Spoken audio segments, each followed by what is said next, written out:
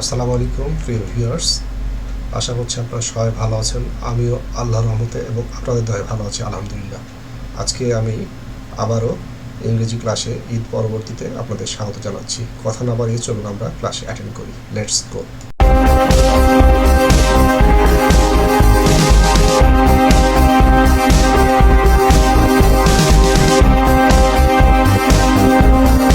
আসসালামু আলাইকুম। Microsoft Word part 2।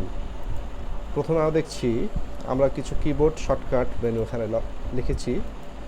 প্রথমটা লক্ষ্য করি, হোম লেখা আছে। আমরা এখানে দেখাবো হোমে লেখা আছে কার্সর লাইনের শুরুতে যাবে, অর্থাৎ আমরা এখানে কার্সর দেখতে পাচ্ছি। এই যে দাগটি ডানে বামে আপ ডাউন করছে বা উপরে নিচে, এই দাগটি যেখানে আছে এখানে আমরা এই যে হোম দেখা যাচ্ছে কিবোর্ডে, এইটা হোম। এই কিবোর্ডে হোমে প্রেস করলে কার্সর লাইনে প্রথমে যাবে। একইভাবে এন্ডে যদি আমরা ক্লিক করি, এই যেটা এন্ডে ক্লিক করলে কার্সর লাইনের শেষে যাবে। যে লাইনে কার্সরটা থাকবে সেই লাইনের প্রথমে অথবা সেই লাইনের শেষে। এবার কন্ট্রোল হোম লক্ষ্য করছি, কন্ট্রোল হোম ক্লিক করলে কার্সর প্রথম লাইনের প্রথমে যাবে।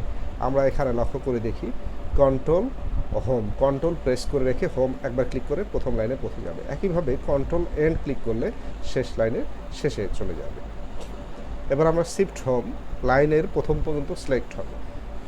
এখন আমার কার্সরটা এখানে আছে, শিফট হোম প্রেস করি, লাইনের প্রথম পর্যন্ত সিলেক্ট হলো। যদি কখনও কার্সরটা যে কোনো একটা লেভেলে থাকে, শিফট হোম প্রেস করলে সেইখান থেকে প্রথম পর্যন্ত ব্লক হবে।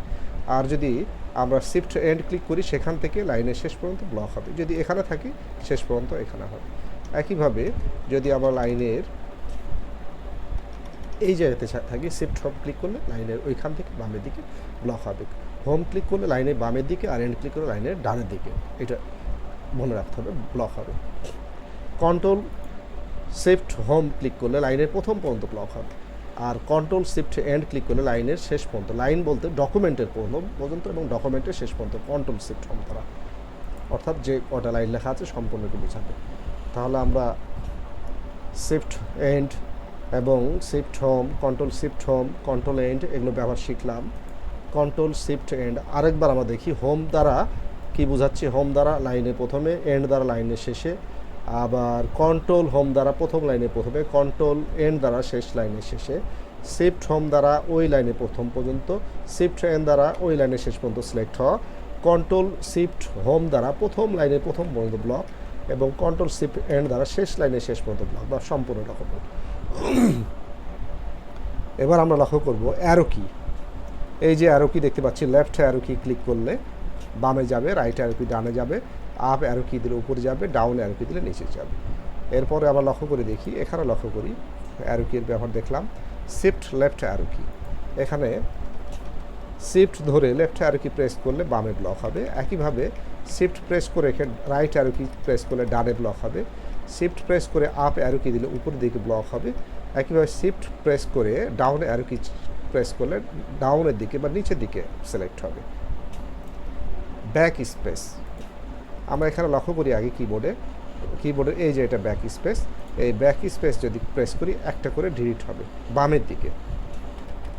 আর যদি আমরা লক্ষ্য করি দেখি এখানে একটা ডিলিট বাটন রয়েছে, ডিলিট,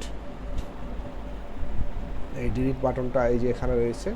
ডিলিট বাটনটা ক্লিক করলে কি হয়, এই ব্যাক স্পেস ডিলিট কি আমরা লিখেছি, ডিলিট, এখানে লক্ষ্য দেখি লেফট রাইট শিফট এগুলো ব্যবহার লিখেছি।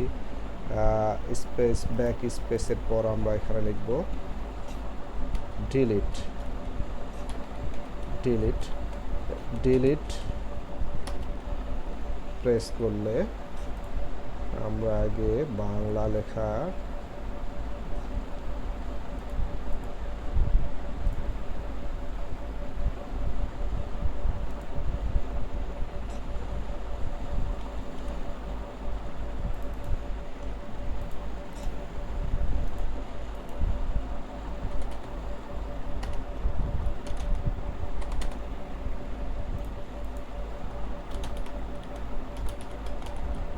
ডানে মোছ, ডিলিট প্রেস করলে আমরা এটা দেখাচ্ছি, একটু ওয়েট করি।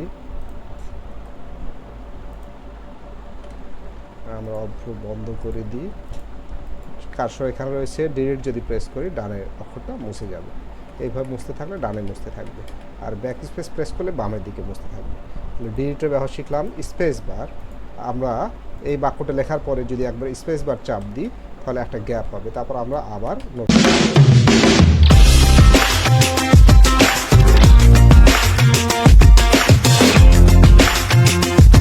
বাক্য লিখতে পারবো, নতুন বাক্য বা নতুন শব্দ লিখতে পারবো।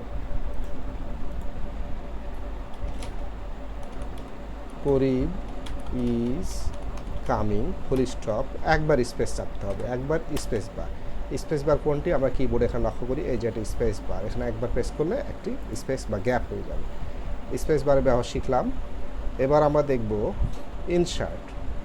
কিবোর্ডে ইনসার্ট রয়েছে এখানে, এই যে ইনসার্ট প্রেস করলে আমরা যদি ইনসার্ট প্রেস করি তখন লেখা মুছে যেয়ে লেখা হবে। ইনসার্ট লক্ষ্য করে দেখি কিবোর্ডে,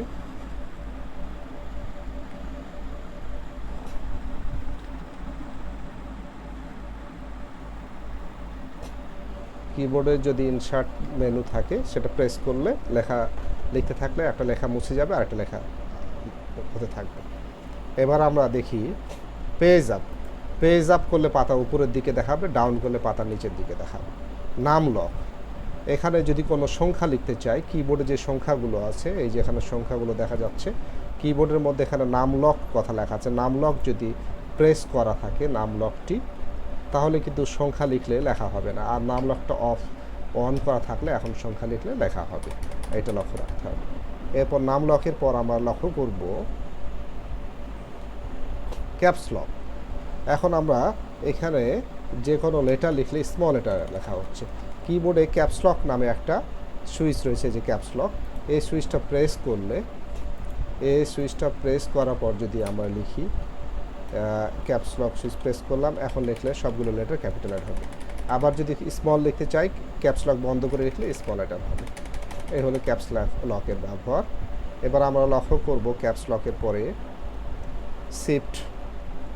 শিফটের ব্যবহার। আমরা নর্মালি লিখলে স্মল লেটার লেখা হচ্ছে, শিফট প্রেস করে রেখে লিখলে এখন ক্যাপিটাল লেটার লেখা হবে। যদি ক্যাপস লক দেওয়া থাকে ক্যাপিটাল লেটার হয়, এই সময় ক্যাপস লক বন্ধ না করে শিফট ধরে যদি লিখি তাহলে স্মল লেটার লেখা হবে। অর্থাৎ নর্মালি কিবোর্ড প্রেস করলে যেমন লেখা হবে, শিফট প্রেস করে লিখলে ঠিক তার বিপরীত লেখা যাবে। এবার আমরা এন্টার লিখব। এন্টারের ব্যবহার, এই লাইনের শেষে আরেকটা লাইন যেতে চাইলে এন্টার প্রেস করলে নতুন লাইন চলে আসবে, তখন আমরা নতুন করে শব্দ বা বাক্য লিখব। অথবা আমরা যদি মনে করি এটা নতুন আরেকটা লাইন এই পর্যন্ত, এখানে একটা এন্টার দিলে ওইটা নতুন লাইনে চলে যাবে। এবার আমরা দেখব এন্টার পরে ট্যাব। আমি এখানে কয়েকটি লিখি। 1 নাম্বার লিখলাম রোহি, 2 নাম্বার লিখলাম করিম, 3 নাম্বার লিখলাম সেলিম। আবার ট্যাব দিলে 2-এর ঠিক নিচে চলে যাবে। 4-এ লিখলাম ফরিদ। অর্থাৎ নির্ধারিত গ্যাপ করতে চাইলে ট্যাব প্রেস করতে হবে, এখানে স্পেস বার প্রেস করে কিন্তু সরানো যাবে না, তাহলে লাইনটা নির্দিষ্ট পরিমাণে স্পেস দেবে না। এবার আমরা দেখব এসকেপ। হঠাৎ যদি কোনো ডায়লগ বক্স চলে আসে, আমরা যদি দেখি এরকম আসে, এসকেপ চাপলে ডায়লগ বক্সটা অটোমেটিক অফ হয়ে যাবে। এবার দেখব স্টার্ট বাটন বা উইন্ডো কি। কম্পিউটারে কিবোর্ডে এই যে স্টার্ট বাটন বা উইন্ডো কি দেখা যাচ্ছে, এটা প্রেস করলে আমরা এখান থেকে অন্য প্রোগ্রামে যেতে পারবো অথবা শাটডাউন করতে পারবো। এবার আমরা দেখব স্টার্ট বাটনের পরে কি রয়েছে। এসকেপ শিখলাম, ট্যাব শিখলাম, উইন্ডো কি শিখলাম, লেখার সাইজ ছোট বড় করা। এখন এই লেখাটাকে ব্লক করে নিয়ে কন্ট্রোল সেকেন্ড ব্র্যাকেট লেখা বড় হবে, কন্ট্রোল রাইট সেকেন্ড ব্র্যাকেট লেখা ছোট হবে। আর আমরা যদি এইরকম লিখতে চাই, যেমন স্কোয়ার করতে চাই, পাওয়ার দিতে চাই বা সূচক দিতে চাই, কন্ট্রোল শিফট প্লাস। আর যদি নিচে দিতে চাই তাহলে আমাদের নিয়ম হলো, লক্ষ্য করি এটা ব্লক করে নিয়ে কন্ট্রোল প্লাস, তখন এটা নিচে যাবে। এই হলো ব্যবহার। এবার আমরা দেখব প্রোগ্রাম বন্ধ করার নিয়ম কি। প্রোগ্রামটি বন্ধ করতে চাইলে আগে সেভ করে নিই, অল্টার F4 প্রেস করে F4 প্রেস করলেই এইভাবে প্রোগ্রাম বন্ধ করা যায়। আগামী দিন ইনশাল্লাহ আরও কিছু পার্ট নিয়ে আমরা আলোচনা করব। মাইক্রোসফট ওয়ার্ডে সবাইকে স্বাগত জানিয়ে আজকের মতো বিদায় নিচ্ছি। আল্লাহ হাফিজ। প্রিয় ভিউয়ার্স, সুপ্রিয় শিক্ষার্থী ও সম্মানিত অভিভাবক, যদি ক্লাসটি ভালো লাগে তাহলে ক্লাসটিতে একটা লাইক, একটি পজিটিভ কমেন্ট, ভিডিওটি শেয়ার এবং সেই সাথে আমার চ্যানেলটি সাবস্ক্রাইব করে পাশে থাকবেন।